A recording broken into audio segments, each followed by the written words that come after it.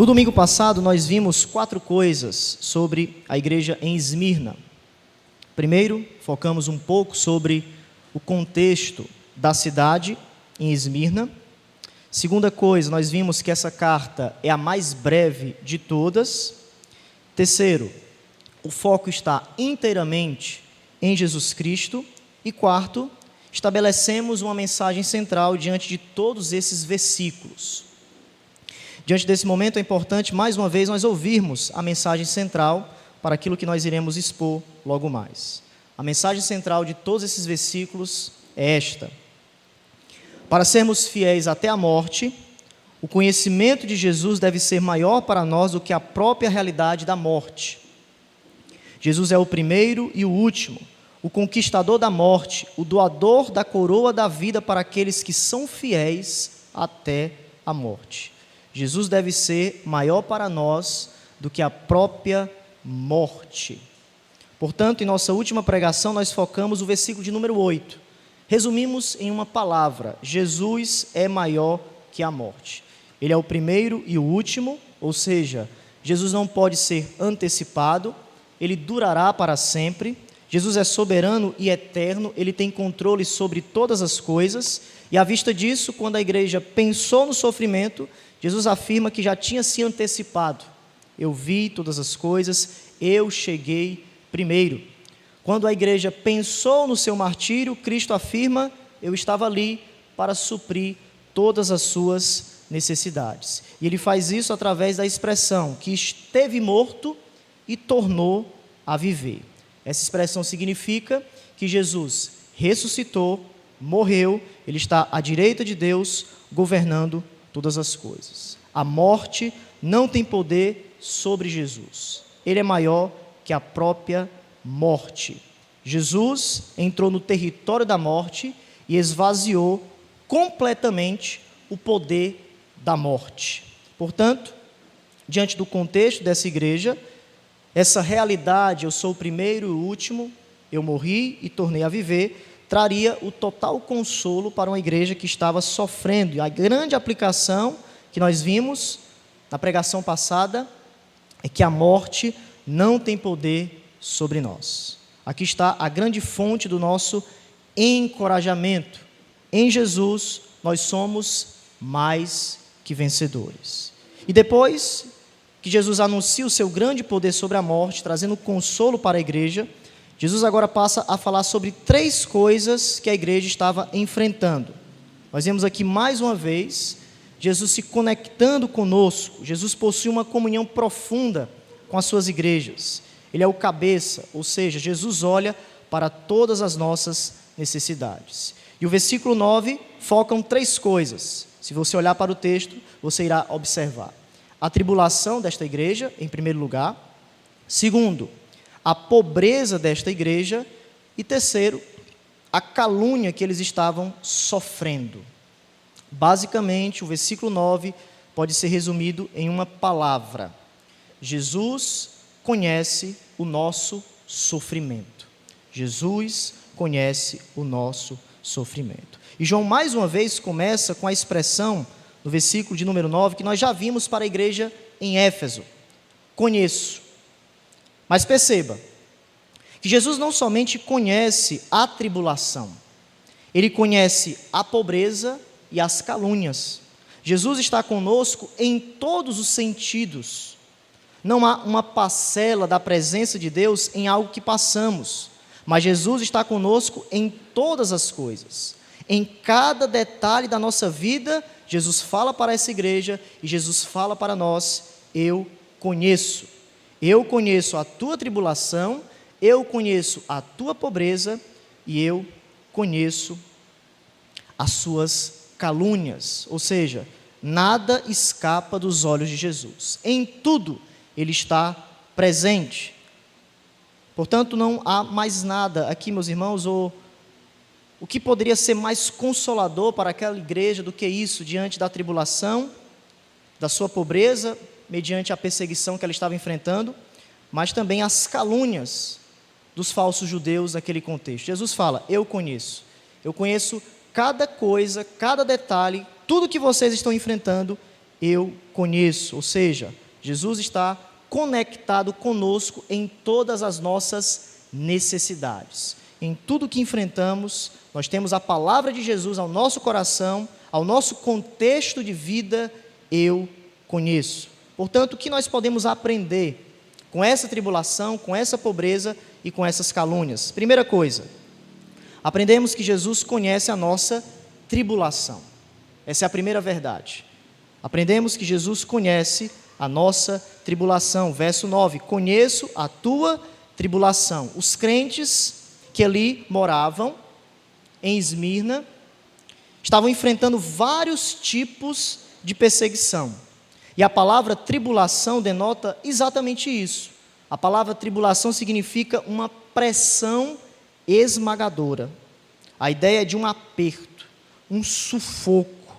A pressão dos acontecimentos estava tão forte diante daquela igreja, as circunstâncias, que de alguma forma essas tribulações, essa perseguição estava tentando minar a força da igreja.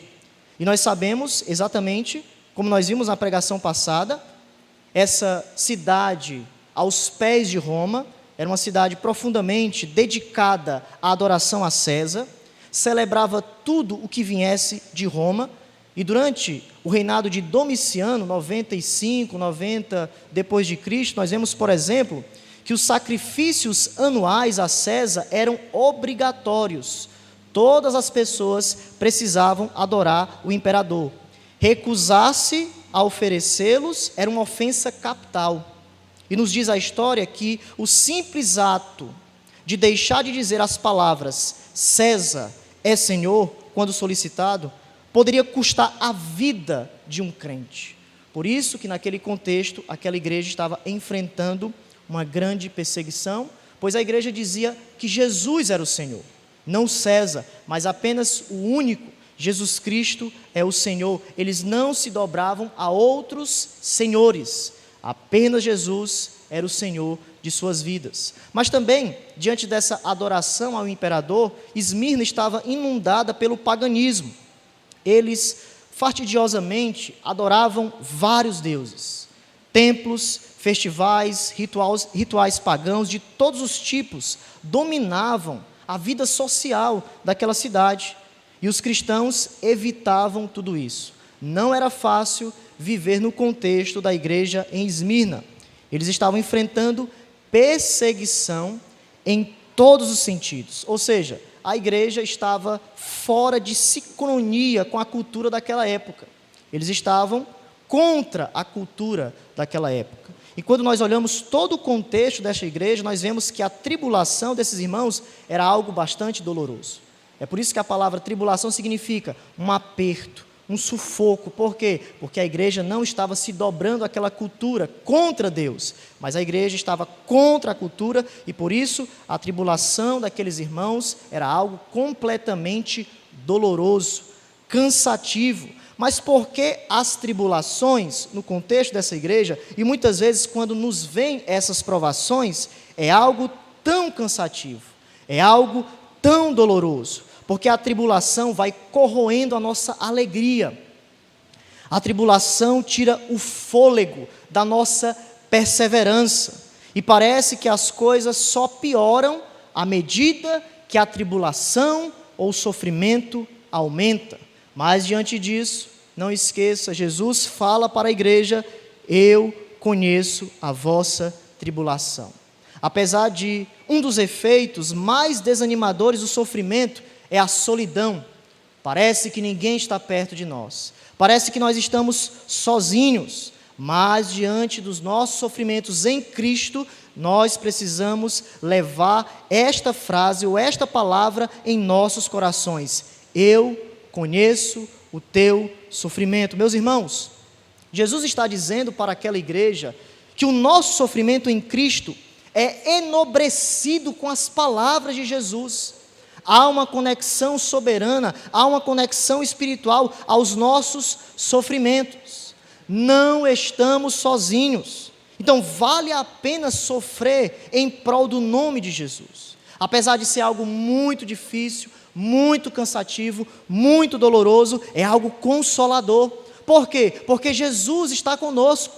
Nós vemos, por exemplo, quando Ananias foi designado para o local designado por Deus, para orar por Saulo depois da sua conversão, o texto de Atos, capítulo 9, versículo 15 e 16 nos diz: mas o Senhor lhe disse: vai, Ananias, porque este é para mim um instrumento escolhido, para levar o meu nome perante os gentios e reis, bem como perante os filhos de Israel. E o verso 16 nos diz: pois eu lhe mostrarei quanto lhe importa sofrer pelo meu nome. Veja, Paulo, um homem de Deus, foi escolhido por Deus para levar a salvação aos gentios.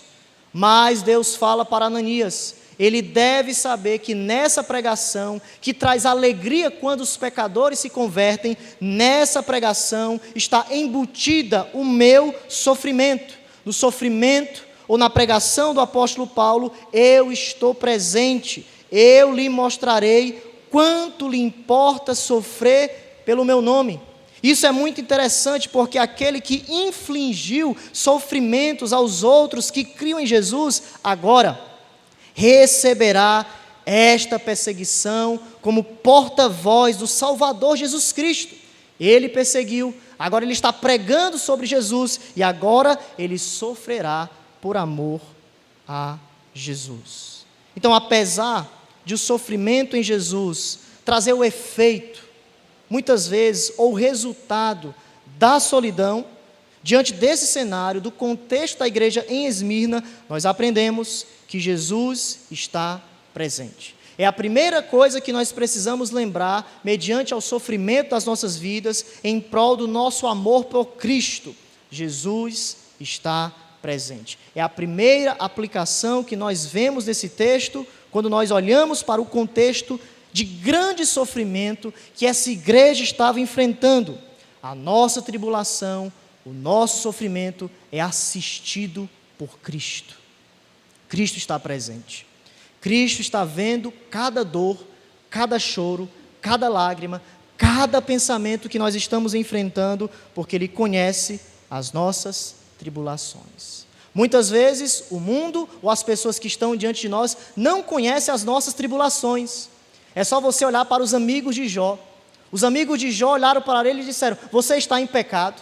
Mas Jó não, estava sendo provado por Deus, porque somente Deus conhece as nossas tribulações, e no fim da vida, eles tiveram que reconhecer que Jó era um homem justo, íntegro a Deus, e Deus restituiu tudo aquilo que Deus tinha colocado perante a vida de Jó. E da mesma forma, meus irmãos, é as nossas vidas, diante das nossas tribulações e sofrimentos constantes em prol do nome de Jesus, nós precisamos não somente olhar para os nossos sofrimentos, mas olhar para a mensagem consoladora de Cristo que nos diz: eu assisto, eu olho, eu vejo a sua madrugada, eu vejo quando você se levanta para orar, eu vejo o dia tão dificultoso pelas manhãs, quando você acorda e parece que você não quer se levantar da cama, parece que você não quer ir adiante, parece que o desejo por Deus tem se apagado, a memória afetiva pelo Evangelho tem se apagado, mas Jesus, Ele vem com a nossa tão grandiosa promessa nessa noite e nos diz: eu conheço a tua tribulação, eu conheço o teu sofrimento. E isso, meus irmãos, é algo consolador, porque Jesus é o nosso melhor amigo.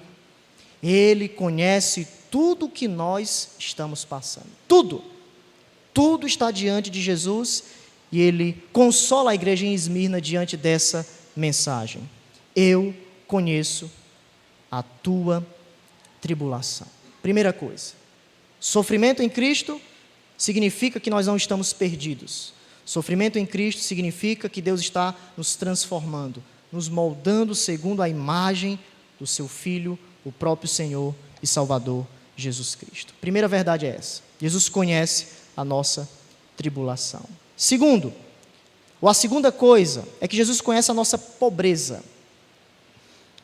O texto vai dizer: conheço a tua tribulação, a tua pobreza, mas tu és rico. A palavra provação tem como foco mostrar aqui uma pobreza extrema. esses irmãos estavam enfrentando, naquele contexto, uma pobreza extrema. Não esqueça que já vimos que em nossa mensagem anterior, a cidade de Esmirna era uma cidade esplêndida, uma cidade rica, uma cidade que estava competindo com a cidade de Éfeso, quem era mais proeminente, quem tomava o primeiro lugar naquele contexto da Ásia Menor, um local rico, de muito valor, um comércio bastante rico. Porém, por conta da fidelidade dessa igreja, a igreja começou a ser perseguida. O sofrimento chegou, os danos das posses desses irmãos foram perdidos. A igreja era pobre por amor a Jesus.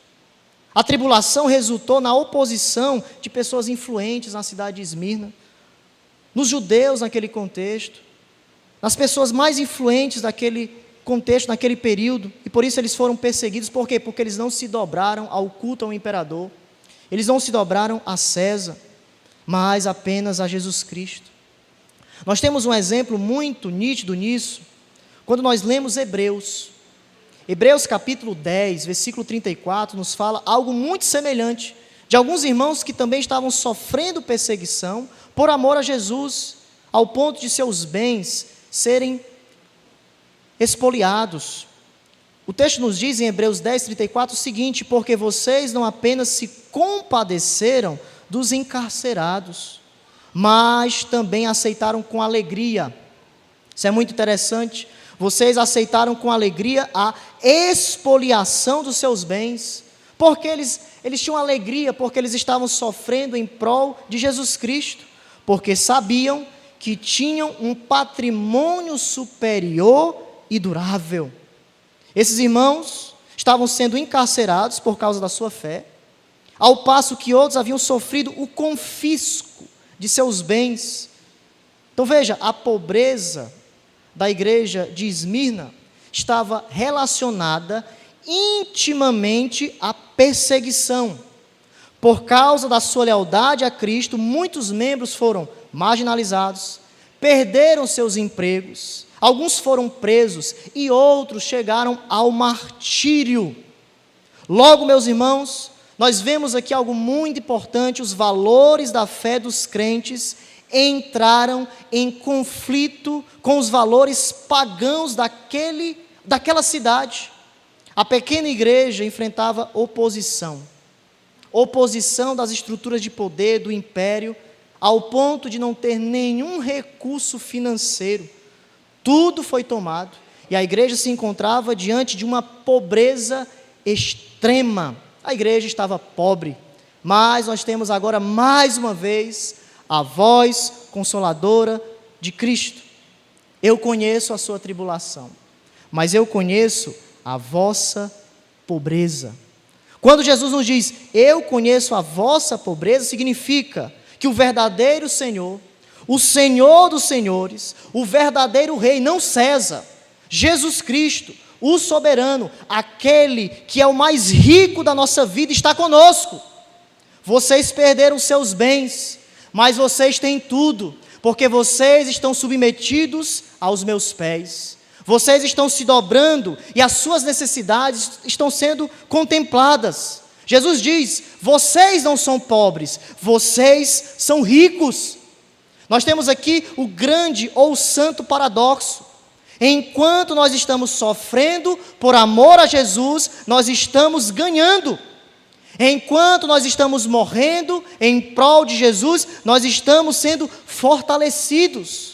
2 Coríntios, nós lemos nessa noite, capítulo 6, verso 10. Entristecidos, mas sempre alegres. Pobres, mas enriquecendo a muitos. Nada tendo, mas possuindo tudo. Paulo está dizendo, junto com seus colaboradores, nós temos passado por extremas dificuldades, ao ponto de muitas vezes precisarmos de ofertas de outros irmãos, mas nós estamos alegres, porque apesar de nós sermos entristecidos, apesar de nós sermos pobres, nós estamos enriquecendo a muitos. O Evangelho de Jesus tem chegado, o Evangelho de Jesus tem avançado. Há muitos lugares o nosso ministério tem progredido. Portanto, não tendo, nós temos tudo. Perdemos muitas coisas, mas ao mesmo tempo, nós temos ganhado na eternidade. Isso é muito importante, meus irmãos, porque embora não tenhamos o que o mundo considera riqueza, nós temos o que na realidade é riqueza. Ao dizer à igreja em Esmirna que eles são ricos, Jesus está redirecionando a perspectiva deles. E quando Jesus redireciona a perspectiva deles, é para longe dos padrões do mundo que Jesus está redirecionando. Vocês não devem ser apegados a este mundo, porque o mundo está passando. Possa ser que a cidade de Esmirna esteja sendo rica, mais esplêndida, mas vocês têm tudo. Eles não têm nada, mas vocês possuem tudo. Por quê? Porque vocês têm a minha presença. Jesus nos afasta da avaliação do mundo. E Jesus nos coloca naquilo que verdadeiramente importa. O que verdadeiramente importa é que nós somos ricos de Jesus. Ricos de Jesus. Ricos da eternidade. E essa é a primeira aplicação que nós vemos quando Jesus fala: conheço a tua pobreza. A primeira aplicação que nós aprendemos é que nós somos ricos da eternidade. Ricos da eternidade. A única coisa que realmente importa é que nós somos de Jesus. Se temos o Evangelho, somos ricos. Aqui está a nossa riqueza. A nossa riqueza está em nossa confiança inabalável a Jesus. Crermos em Jesus Cristo de todo o nosso coração. E se você é crente, se você foi reconciliado, se os seus pecados foram perdoados por Deus nessa noite, você tem acesso direto a Deus e você tem a maior riqueza que um homem, que uma mulher pode ter, que é ter acesso direto a Deus. Isso, meus irmãos, é a nossa riqueza. Não há maior riqueza do que essa, do que sermos aceitos por Deus. O mundo pode não nos aceitar. O mundo pode olhar para as Escrituras e dizer: isso não pode, nós não aceitamos, mas nós que somos crentes, mesmo sendo perseguidos em prol da palavra de Deus, nós somos ricos. Ricos da eternidade.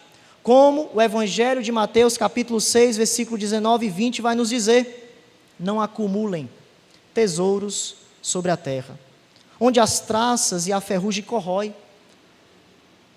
onde os ladrões escavam e roubam, mas ajuntem tesouros no céu, onde as traças e a ferrugem não corroem, e onde ladrões não escavam nem roubam.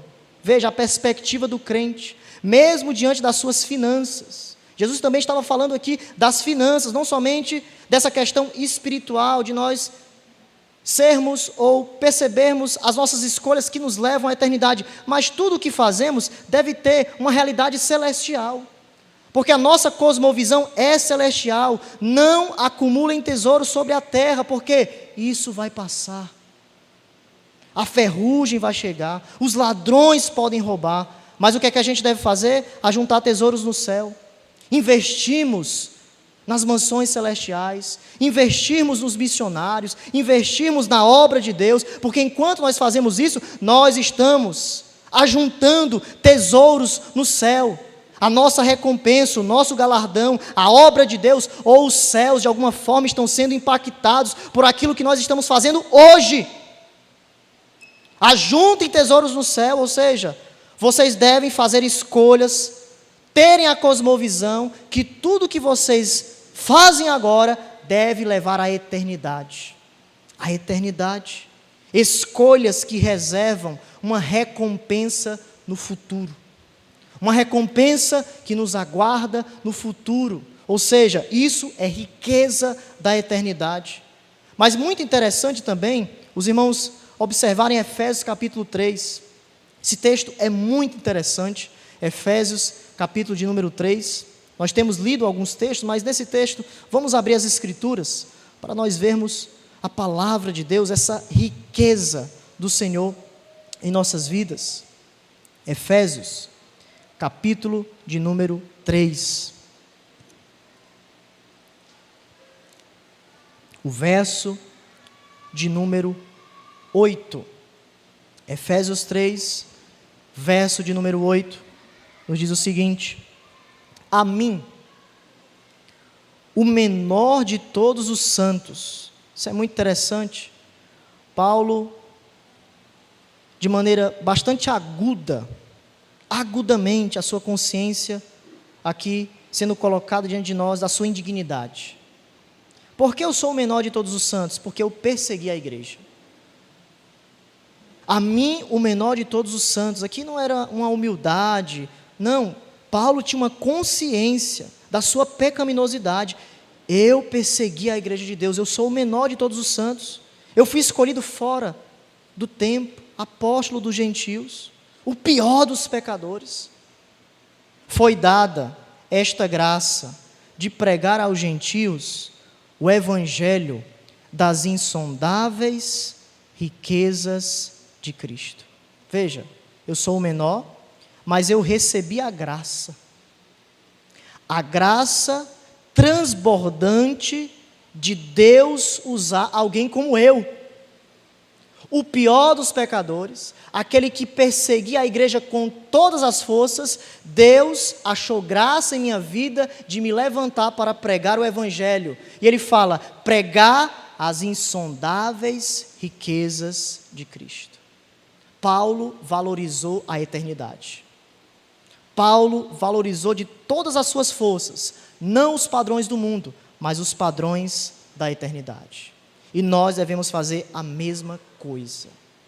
Nessa noite, devemos olhar para as riquezas insondáveis do Evangelho de Jesus Cristo. E se tem uma coisa que é muito grandiosa em nossa vida, é de nós sermos escolhidos por Ele para pregar esse Evangelho. Você tem uma riqueza dentro de você, o Espírito Santo habita em você, e você pode pregar esta riqueza, uma riqueza insondável da glória de Cristo. Pregar a sua transformação, pregar aquilo que Cristo fez em sua vida. Um pecador que nem sequer pensava em Jesus, mas Jesus foi lá e lhe transformou. Colocou uma roupa nova, lhe deu uma novidade de vida, lhe deu uma nova vida, uma nova cosmovisão, e nós agora temos um grande valor. Nós carregamos a eternidade dentro de nós. Nós carregamos as insondáveis riquezas de Cristo. Cristo é rico para as nossas vidas, e nós precisamos testificar isso. Então, a primeira aplicação: conheça a tua pobreza. Nós somos ricos. A igreja, financeiramente, pobre, mas ao mesmo tempo rica espiritualmente. Uma igreja que não tinha nada aos olhos do mundo, mas tinha tudo aos olhos de Jesus.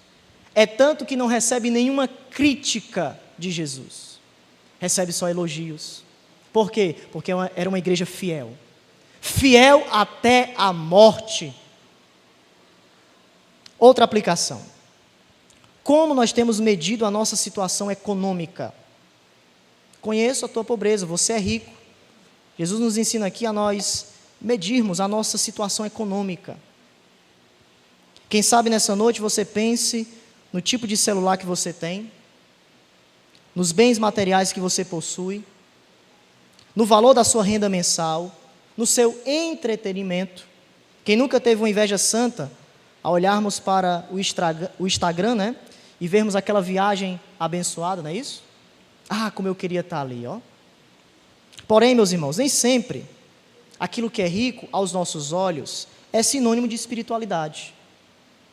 É claro que nós podemos usufruir de todas as bênçãos que Jesus nos dá. Isso deve acontecer, isso muitas vezes acontece. Jesus é tão maravilhoso com as nossas vidas que Ele nos dá além do que nós merecemos. Mas olhe para esta igreja. Essa igreja, ao mesmo tempo, não tinha nada aos olhos do mundo. Nada. Mas aos olhos de Deus, possuíam tudo. Possuíam Jesus Cristo. Eles eram ricos espiritualmente. Aqui é a primeira riqueza que nós precisamos nos concentrarmos diante das nossas posses, diante daquilo que nós temos. Como está a minha espiritualidade com Jesus? A primeira coisa: como anda o meu coração, como anda a minha oração, como anda a minha leitura da palavra de Deus. Por quê? Porque em Lucas, veja as Escrituras, capítulo de número 6, as bem-aventuranças, nós temos uma promessa, uma bem-aventurança para aqueles que são pobres, mas ao mesmo tempo ricos, porque eles dependem de Deus. Evangelho de Lucas, capítulo de número 6, verso de número 20. Olha o que Jesus nos diz. As bem-aventuranças. Então,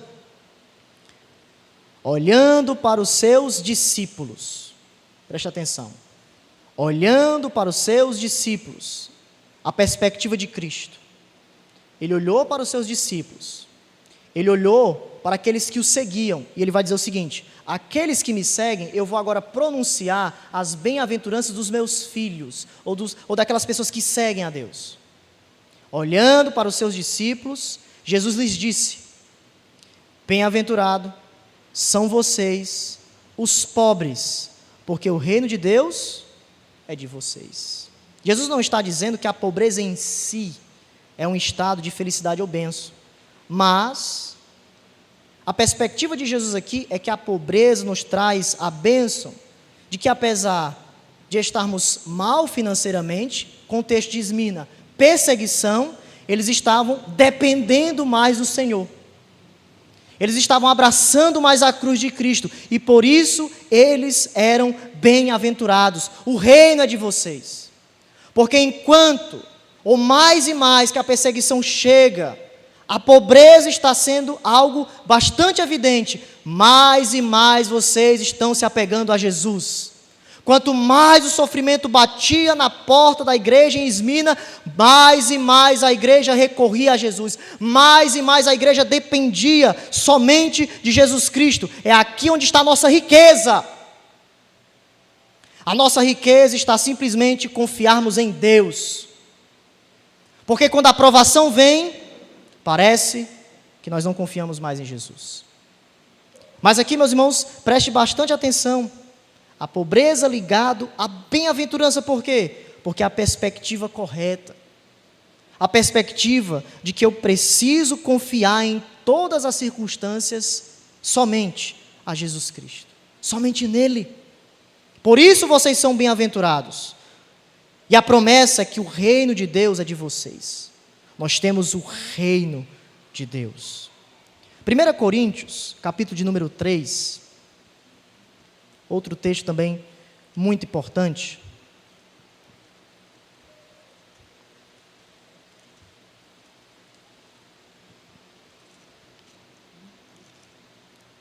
Capítulo de número 3, verso 21 ao 23. Capítulo 3, verso 21 ao 23, que nos diz: portanto, ninguém se glorie nos homens. A igreja estava dividida, a arrogância é a raiz das divisões em Corinto, e a igreja não deve se vangloriar em ninguém, nenhuma personalidade humana, apenas em Jesus. Ele vai explicar isso, porque tudo é vosso, seja Paulo, vocês foram abençoados, seja Apolo, Apolo contribuiu, seja Cefas, Cefas contribuiu, seja o mundo, seja a vida, seja a morte, sejam as coisas presentes, sejam as futuras, veja, tudo é vosso. E vós de Cristo, e Cristo de Deus. Os coríntios, e nós precisamos aprender a pertencermos somente a Deus. Somente a Deus.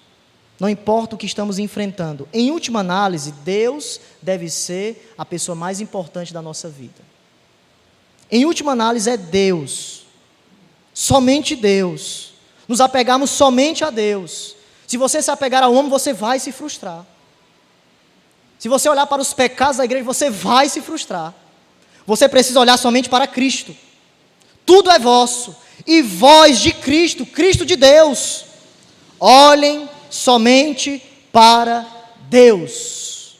Se a igreja em Esmirna olhasse para a sua tribulação, olhasse para a sua pobreza, eles não estariam firmes, mas eles olharam apenas para Jesus. Não importa, vamos ser martirizados por isso, por quê? Porque o nosso foco é Jesus Cristo. O nosso foco é a riqueza de quem nós somos em Jesus, não é as nossas posses, mas somente Jesus Cristo. Aqui está a nossa riqueza. Somos de Jesus e Jesus é nosso. Jesus é nosso. O grande contraste que nós precisamos levar em nossas vidas é o contraste da espiritualidade ou da eternidade. A condição espiritual de Esmirna está em contraste com a situação econômica daquela cidade. Eles estavam ricos, mas a igreja estava pobre. Mas Jesus faz esse contraste. Enquanto eles estão ricos, eles estão pobres porque eles não têm Jesus. E vocês estão ricos porque vocês possuem a coisa mais importante: espiritualidade. Espiritualidade deve ser o nosso foco, apesar do sofrimento, da pobreza econômica. Primeira coisa, espiritualidade. Meus irmãos, Jesus considera a nossa condição espiritual. Jesus se preocupa com a nossa condição espiritual. A prova disso é que Jesus fala para a igreja: vocês são pobres, mas vocês são ricos. Eu me preocupo e eu elogio a condição espiritual de vocês. O que importa, meus irmãos, é a nossa fidelidade a Jesus, a santidade a Jesus, a perseverança e o amor a Deus é a nossa espiritualidade, é aquilo que você tem que se apegar. Riqueza em Cristo. Bem-aventurado você que confia totalmente em Jesus Cristo, simplesmente em Jesus. Portanto, a primeira coisa, conheço a tua tribulação. Jesus assiste o nosso sofrimento. Segundo, a tua pobreza. Vocês são ricos da eternidade e vocês conseguiram equilibrar as questões financeiras. Vocês não se preocuparam ao ponto de perderem o sono, a fé. Vocês se preocuparam com aquilo que é mais importante, a riqueza em Cristo, e por isso vocês são bem-aventurados. Mas terceiro, se você olhar para o texto, em Apocalipse capítulo 2, a terceira coisa é que Jesus conhece tudo o que falam contra nós. É a terceira verdade. Jesus conhece tudo o que falam contra nós. João afirma: e a blasfêmia dos que a si mesmo se declaram judeus e não são, sendo antes sinagoga de Satanás. Importante você perceber que a palavra blasfêmia aqui não se refere a acusações contra Deus, mas essas blasfêmias que o texto está colocando são acusações caluniosas contra outras pessoas. Ou seja, os judeus estavam caluniando os crentes em Esmirna. E João está nos dizendo que, apesar de eles estarem sofrendo por causa do contexto daquele momento, do imperador, dos cultos e etc., outra frente de perseguição que eles estavam enfrentando: os falsos judeus, a comunidade apóstata do judaísmo. Existia em Esmirna uma comunidade de judeus muito grande, por isso João está focando isso. E essa comunidade odiava os crentes. Quem sabe até eles lideraram as perseguições. Chegavam para as pessoas influentes em Esmirna e diziam: eles estão adorando somente a Jesus, eles não estão adorando o imperador, existe um culto ali, existem pessoas que estão contra o imperador, e por isso as pessoas sabiam e perseguiam esses crentes que amavam a Jesus. Ou seja, eles difamavam a igreja, eles envenenavam a mente da população, incitavam o governo local, acusavam os crentes diante das autoridades de eles terem violado as leis romanas. Mas por que tudo isso? Porque eles tinham um profundo desprezo pelo Evangelho de Cristo. Sinagoga de Satanás. Por qualquer pessoa que declarasse que Jesus era o tão esperado Messias. Meus irmãos, essas pessoas estavam dispostas, eles estavam desesperados para reduzir o crescimento da igreja. Eles fizeram parcerias com os pagãos, os judeus, que esperavam o tão poderoso Messias que já tinham vindo. Eles estavam contra os crentes, contra Jesus, caluniando esses crentes que estavam amando a Jesus. E é por isso, uma expressão muito forte, o próprio Cristo, se referindo a essa comunidade como sinagoga de Satanás. Um comentário assustador de Cristo. Assustador. Quando eu vi essa expressão, quando eu comecei a meditar sobre essa expressão, porque muitas vezes a gente lê, e quando a gente medita sobre certos versos, meus irmãos, que expressão, que comentário assustador de Cristo perante aquela comunidade. Um povo que tinha se apostatado da fé, que não tinha nenhum valor por Cristo, nada. E Jesus fala que, apesar de eles afirmarem que eram judeus, eles não eram judeus. O que é que isso significa? Essa frase não pretendia dizer que eles estavam se disfarçando. Não é esse o ponto. Aqueles que dizem que são judeus e não são. Aqui o ponto não é que eles estão se disfarçando que são judeus, mas em vez disso é uma afirmação de que eles estão contra Deus, contra Cristo, sinagoga de Satanás. João, aqui nesse texto, e nós vemos também o apóstolo Paulo, faz uma distinção muito grande do verdadeiro judeu e do falso judeu. Por exemplo, nós vemos que a distinção no Novo Testamento é que nós temos o judeu externo e o judeu interno. O judeu externo é aquele que por nascimento olha apenas para o seu status. Eu sou judeu, eu sou filho de Abraão. Esse era o judeu externo. Mas o judeu interno era aquele que aceitou a Cristo de todo o seu coração, o Messias, onde o próprio João era judeu e ele aceitou o Messias de todo o seu coração. Nós vemos um texto que reflete isso, Romanos capítulo 2.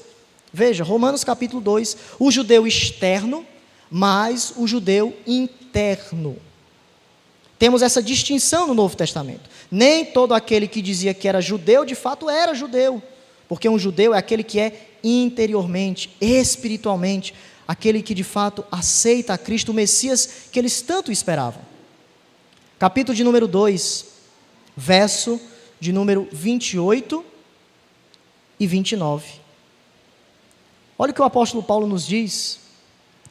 Porque não é judeu quem o é apenas exteriormente, nem é circuncisão a que é somente na carne, porém judeu é aquele que o é interiormente, e circuncisão a que é do coração, no espírito, não segundo a letra, e cujo louvor não procede dos homens, mas de Deus. Portanto, por nascimento, eles eram judeus, mas espiritualmente eles eram pagãos, blasfemos, inimigos de Deus, e Jesus identifica a verdadeira lealdade deles. Jesus fala, eles se reúnem em suas sinagogas, os momentos de culto, e Jesus fala, mas eles estão adorando a Satanás. Eles se reúnem, mas eles estão contra o Messias. Eles estão celebrando não a Deus, mas a Satanás. Por quê? Porque eles caluniam os irmãos. A conduta desses crentes resulta na identificação com Satanás. E o que é que Satanás mais faz? Adversário, caluniador. Celebram o reino de Satanás em suas vidas quando proclamam calúnias. Meus irmãos, isso é muito pesado. Nosso Senhor disse que aqueles que não são por Ele são contra Ele. Mateus capítulo 12, verso 30. Quem não é por mim é contra mim. E quem comigo não ajunta, espalha. Basicamente, Jesus está dizendo o seguinte: quem não está comigo, opõe-se a mim. E quem não trabalha comigo, na verdade, está contra mim. Não importa estar na igreja, cultuar a Deus, falar de Jesus, se na sua vida você está contra Jesus, você está transparecendo, testemunhando que você não é de Jesus. É isso que o texto está dizendo. Eles dizem que são judeus, mas não são. E para piorar, eles estão entrelaçados com Satanás, sinagoga de Satanás. Quem não está comigo, opõe-se a mim, e quem não trabalha comigo, na verdade, trabalha contra mim. Evangelho de João, capítulo 8, versículo 44, vós sois do diabo, que é o vosso pai, e quereis satisfazer-lhe os desejos. Ele foi homicida desde o princípio, e jamais se firmou na verdade, porque nele não há verdade. Quando ele profere mentira, fala do que ele é próprio, porque é mentiroso e pai da mentira. Então veja, os judeus, Naquele contexto lá em Esmirna, Jesus está dizendo, eles são apóstatas. Eles são instrumentos de Satanás. Quem está por trás da perseguição, quem está por trás dessas calúnias é Satanás. Satanás está usando essas pessoas contra os crentes, influenciando, dividindo, fazendo tudo aquilo que as brechas são colocadas para quê? Para que de alguma forma o evangelho não prospere nos corações dos eleitos de Deus.